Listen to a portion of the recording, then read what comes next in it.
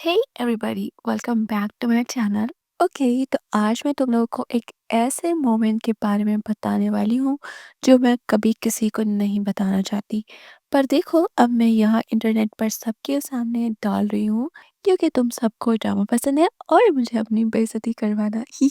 तो ये है मेरी लाइफ का सबसे एम्बैरसिंग मोमेंट। और बिलीव मी, इतना बुरा था कि आज भी सोचने पर मेरा फेस रेड हो जाता है सीरियसली। तो चलो टाइम रिवाइंड करते हैं। जब मैं हाई स्कूल में थी ना, तो वैसे ही एक डिज़ास्टर होता है। मुझे अपने क्लासमेट पे एक बड़ा क्रश था, तो उसका नाम हम जेक मान लेते हैं। ओके, तुम समझ गए ना, वो टिपिकल कूल टाइप, एकदम एफर्टलेसली चार्मिंग, परफेक्ट स्माइल, थोड़ा फनी एंड ऑफ कोर्स मुझे इग्नोर करने में एक्सपर्ट। लेकिन एक दिन स्कूल में अनाउंसमेंट हुई कि एक बड़ा टैलेंट शो होने वाला है। मुझे वैसे तो पार्ट लेने का कोई प्लान नहीं था, क्योंकि ऑनेस्टली मेरा टैलेंट नेटफ्लिक्स देखना और अपनी ऑकवर्डनेस से एम्बैरस होना है।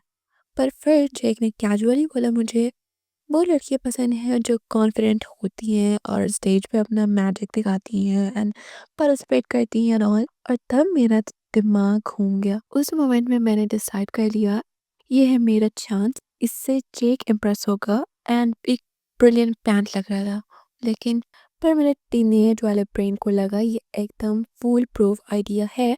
मतलब क्या गलत हो सकता है एक शाय और अनकोऑर्डिनेटेड लड़की के स्टेज पे परफॉर्म करने में।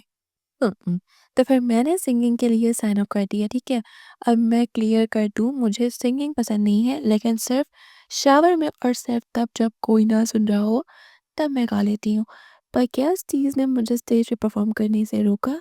बिल्कुल नहीं। तो फिर टैलेंट शो का दिन आ गया। मैं बैक स्टेज में थी, पूरा पसीने से भीग और लाइफ के सब डिसीजन पे सवाल कर रही थी मेरी बेस्ट फ्रेंड। मैं पूरा पसीने से भीगी हुई थी और लाइफ के सब डिसीजन पे क्वेश्चन कर रही थी। फिर मेरी बेस्ट फ्रेंड, मान लो उसका नाम मिया है, मुझे हाइप करने की कोशिश कर रही थी कि तू तो एकदम अमेजिंग लगेगी, ब्ला ब्ला। फिर मीनवाइल मैं वहाँ हाइपर वेंटिलेट कर रही थी और अपने सॉन्ग 15 बार प्रैक्टिस कर रही थी, 5 बार प्रैक्टिस कर रही थी। फिर मेरा नंबर आया, मैं स्टेज पे गई, लाइट्स मेरी आंखों में चमक रही थी और दिल इतना फास्ट धड़क रहा था कि मुझे लगा ये तो मेरा लास्ट दिन है। मैंने माइक उठाया, एक डीप ब्रेथ ली, सिंगिंग स्टार्ट करी।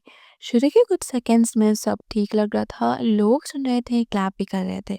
मुझे लगा शायद मैं इतनी बुरी सिंगर नहीं हूँ, और तभी यूनिवर्स ने मुझे हम्बल करने का डिसाइड कर लिया। सॉन्ग के बीच में मैं थोड़ा ज़्यादा कॉन्फिडेंट हो गई, एकदम एकदम स्टाइल में आगे बढ़ने लगी और मुझे लगा कि एज दिखाई नहीं, और मुझे स्टेज का एज नहीं दिखाई दिया। यस, तुम समझ गए।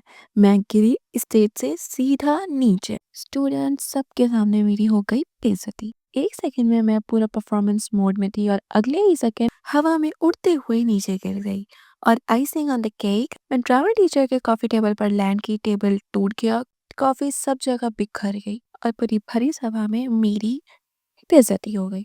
सारे लोग शॉक में गैस्प कर रहे थे, कुछ लोग हंस रहे थे और शायद किसी ने स्क्रीम भी किया था, और मैं वहां नीचे पड़ी थी, कॉफी और वुडन पीसेस के साथ अपने बची कुची टुकड़ों को समेटने की कोशिश कर रही थी। सबसे पहले जो मैंने देखा, जेक वो फ्रंट रो में बैठा था, मुझे एक ऐसे एक्सप्रेशन के साथ देखते हुए जो मिक्स था हॉरर और सेकेंड हैंड एम्बैरेसमेंट का। उस मोमेंट में मुझे लगा कि मेरे पास तो ऑप्शन है, या तो मैं रोकर भाग जाऊं या फिर कूल बनने की कोशिश करूं। तो मैंने क्या किया, मैं ऑकवर्डली खड़ी हुई, माइक उठाया और बोला, वेल, लगता है मैं स्टेज लिटरली तोड़ दी। और गेस करो क्या, एकदम साइलेंस, कोई नहीं हंसा, जाके जेक भी नहीं।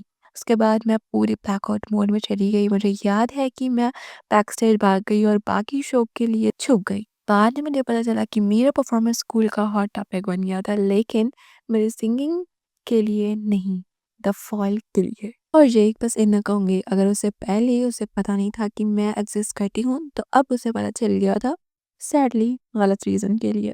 और अब उस मोमेंट को जब याद करती हूँ तो बिल्कुल हिलेरियस लगता है। उस टाइम पर तो मैं लिटरली अर्थ के अंदर छुप जाना चाहती थी, पर ऑनेस्टली ये मोमेंट हमें कुछ सिखाता है, जैसे कभी कभी क्रिंज को एक्सेप्ट करो, खुद पे हंसो और लाइफ में आगे बढ़ो।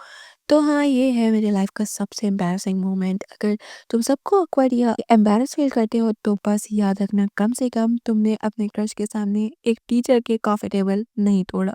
वैसे अगर तुम्हें ये स्टोरी पसंद आई या तुम्हारे पास अपना एम्बैरेसिंग मोमेंट है तो कमेंट्स में ज़रूर शेयर करो। चलो साथ में क्रिंज करें और हाँ, वीडियो को लाइक करो, सब्सक्राइब करो और बेल आइकन दबा दो, ठीक है ना?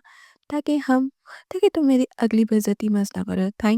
Thanks for watching and I will see you in the next video.